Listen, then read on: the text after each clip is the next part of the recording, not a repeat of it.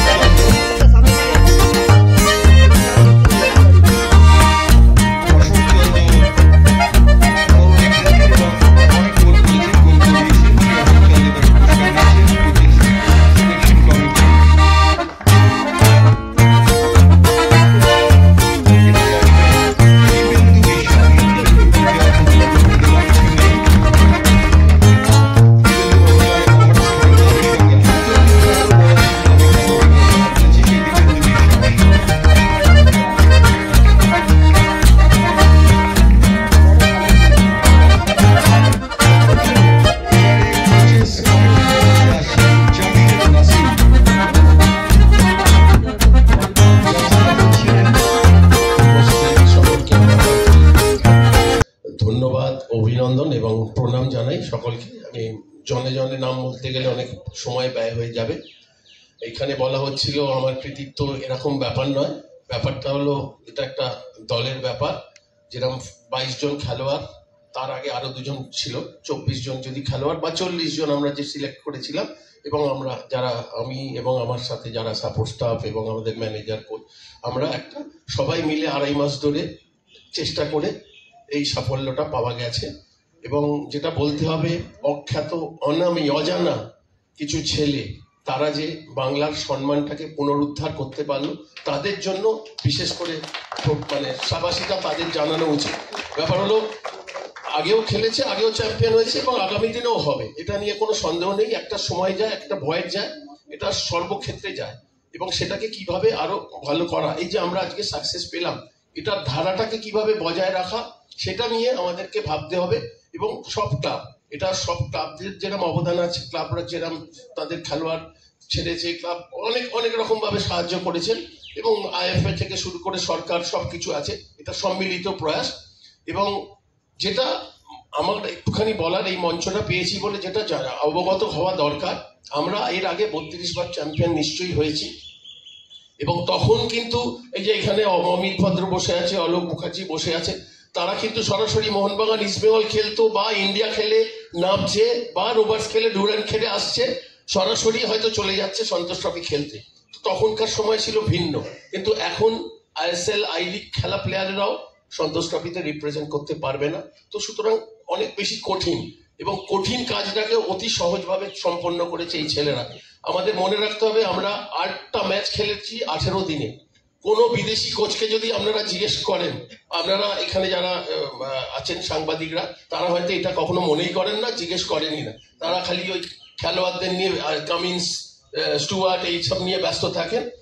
ওনাদের জিজ্ঞেস করবেন 18 দিনে 8টা ম্যাচ কখনো কোনো বিদেশি কোচ খেলেছে কিনা।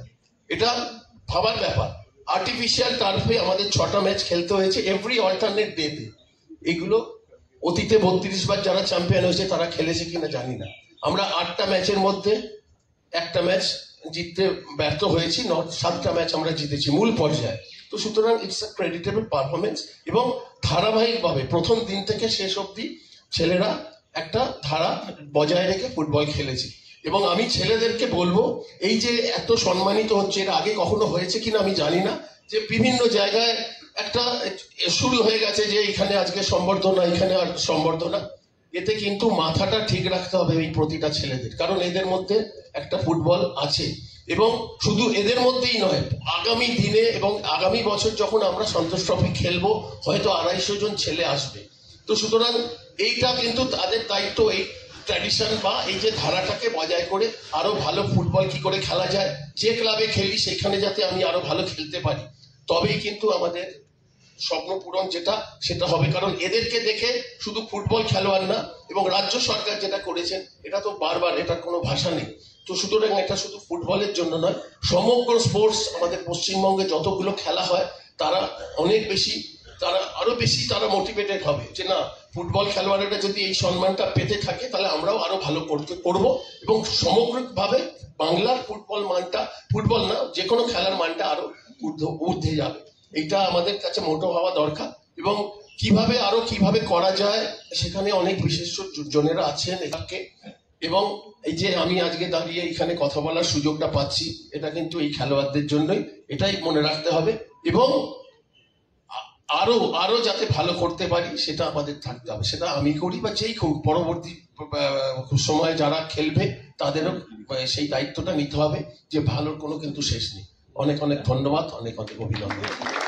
মিস্টার লোহিয়া, সম্পাদক রূপক সাহা, ইস্টবেঙ্গল ক্লাবের সমস্ত কর্মকর্তারা, এবং অবশ্যই ইস্টবেঙ্গল ক্লাবের প্রাণপুরুষ নিতুদা সহ অবশ্যই আমাদের সকলের অত্যন্ত শ্রদ্ধা কল্যাণদা, আইএফএ চেয়ারম্যান সুব্রত দত্ত, রয়েছেন সেক্রেটারি অনির্বাণ দত্ত সহ সকলে, এক্স প্রাক্তন খেলোয়াড়রা রয়েছেন, এবং অবশ্যই যারা ভারতবর্ষের বুকে বাংলাকে গর্বিত করেছেন সেই সন্তোষজয়ী টিমের সকলে। এবং অবশ্যই যার কৃতিত্ব ছাড়া, সবাই বলেন যে ভালো টিচার হলে নাকি ভালো ছাত্র হওয়া যায়, অনেকেই বলেন, আমার মনে হয় যে এই মুহূর্তে ভারতবর্ষের সেরা কোচ সঞ্জয় সেন, তার নেতৃত্বে আজকে এটা সম্ভব হয়েছে। আমি সব জায়গায় একটা কথা বলি যে প্রথম হওয়া খুব সহজ, কিন্তু সেটাকে ধরে রাখা খুব কঠিন। এটা ঠিক, আমি সঞ্জয় দার সঙ্গে একমত।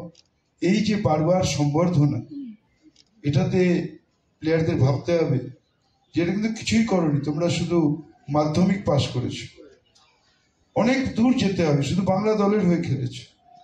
তোমাদের যদি লক্ষ্য থাকে ভারতীয় দল, লক্ষ্য থাকে তোমরা আইএসএল খেলবে, বড় জায়গায় খেলবে, রেগুলার খেলবে, তাহলে কিন্তু তোমাদের অনেক বেশি করে মনোযোগ দিতে হবে। আমি বারবারই বলি যে একবার হয়ে গেছে, কিন্তু এটাকে ধরে রাখতে হবে। যাতে ঠিকই বলেছে সঞ্জয় সেন যে আগামী বছর সন্তোষ ট্রফিতে হয়তো 200 প্লেয়ার আসবে।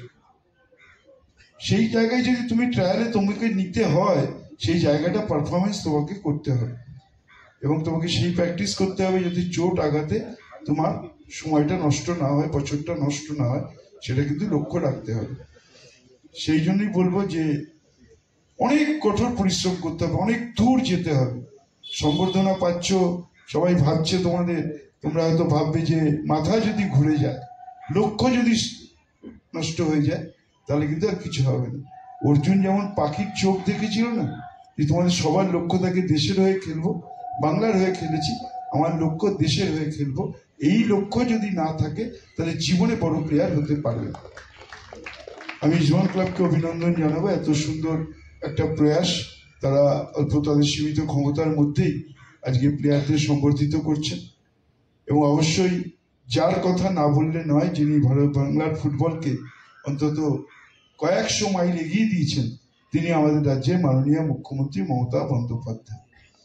এখানে অনেক প্রাক্তন খেলোয়াড়রা আছেন, তারা দেশের হয়ে খেলেছেন, বাংলার হয়ে খেলেছেন, অনেক সন্তোষ ট্রফি, অনেক ডুরান্ড রোভার্স তারা নিয়ে এসছেন, ফেডারেশন কাপ নিয়ে এসছেন। আমি জানি না কোনোদিন কোনো রাজ্যের মুখ্যমন্ত্রী তাদের সচিবালয়ে ডেকে তাদের সম্বর্ধিত করেছেন, আমার জানা নেই, কোনো বইতেও আমি পাইনি। এবং তাদের কর্মসংস্থানের ব্যবস্থা করেছেন, এটা ভারতবর্ষে আর কোথাও আছে বলে আমার জানা নেই। এটা একমাত্র সম্ভব হয়েছে আমাদের রাজ্যের মাননীয় মুখ্যমন্ত্রী মমতা বন্দ্যোপাধ্যায়। ফলে ফুটবলকে কয়েক সময় লেগিয়ে তিনি দিয়েছেন, সেটাকে আমাদের ধরে রাখতে হবে। আমার একটাই অনুরোধ, এখানে আইএফএর সেক্রেটারি আছেন, শুধু সঞ্জয় সেন একবার পেলাম আর কয়েকটা ভালো প্লেয়ার পেলাম, এবার চ্যাম্পিয়ন হলাম, আবার পরের বছর কোয়ালিফাই করতে পারলাম না, সেটা খুব দুঃখের।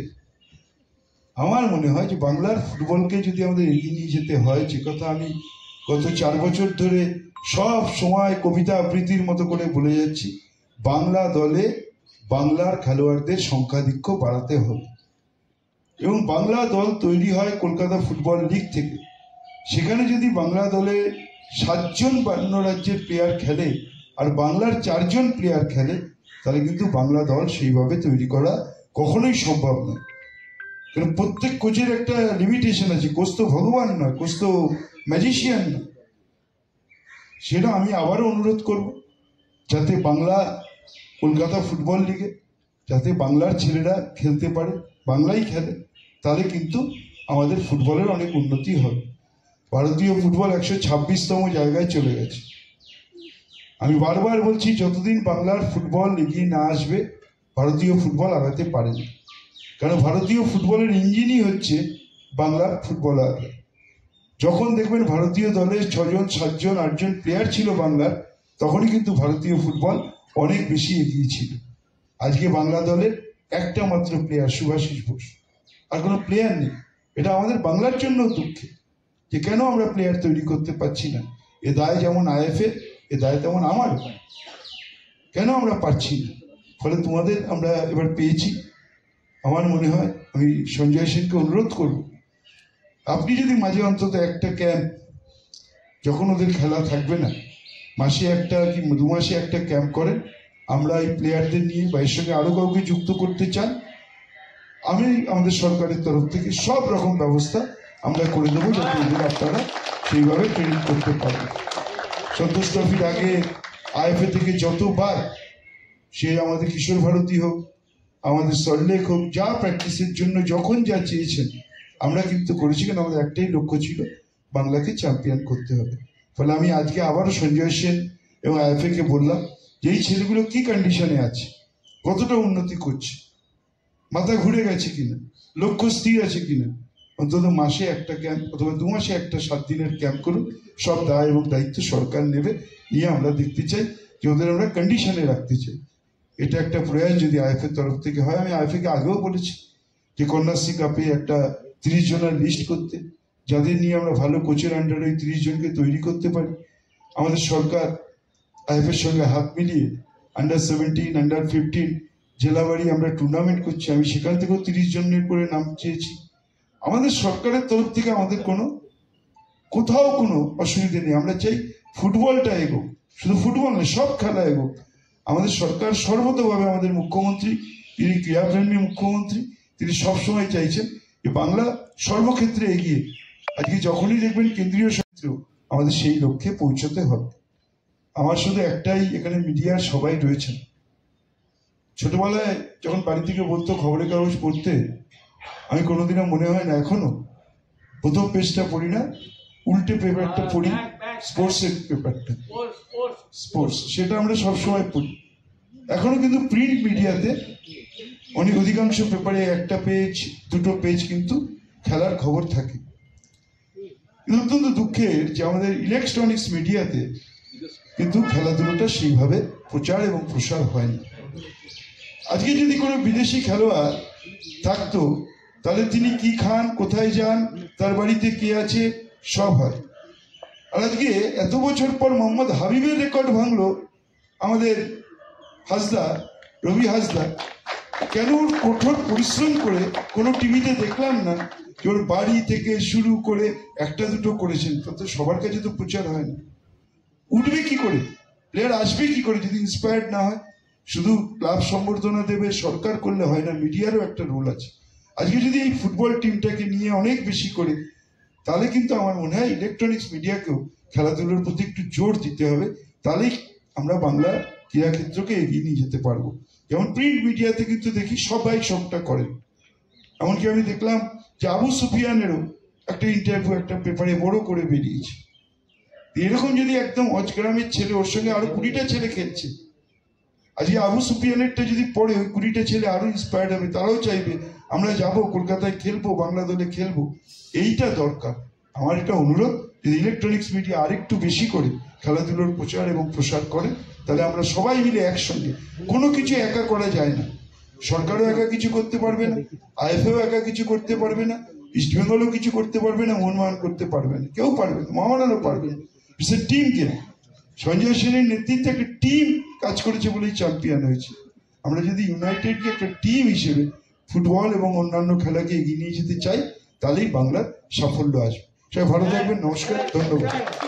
কথা বলছি, আমার মনে হয় যেটার জন্য আমি আলাদা করে ইস্ট বেঙ্গল ক্লাবকে ধন্যবাদ দেব, তারা কিন্তু কোচেস কমিটিকে ভুলে যায়নি।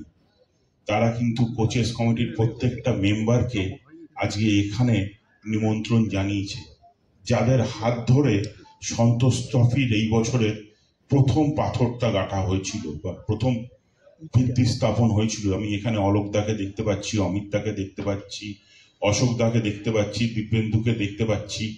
এই যে প্রথম কোচ চয়ন করা, সেই কাজটা কিন্তু শুরু করেছিলেন ওনারা।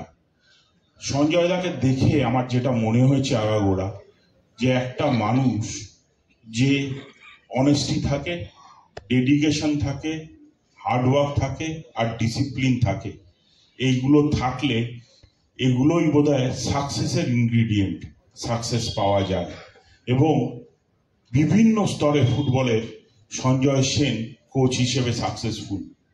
এই টিমটা হাতে নেওয়ার পরে এই টিমটার মধ্যে কিন্তু চ্যাম্পিয়ন্স অ্যাটিটিউড তৈরি করে দিয়েছিল সঞ্জয় সেন।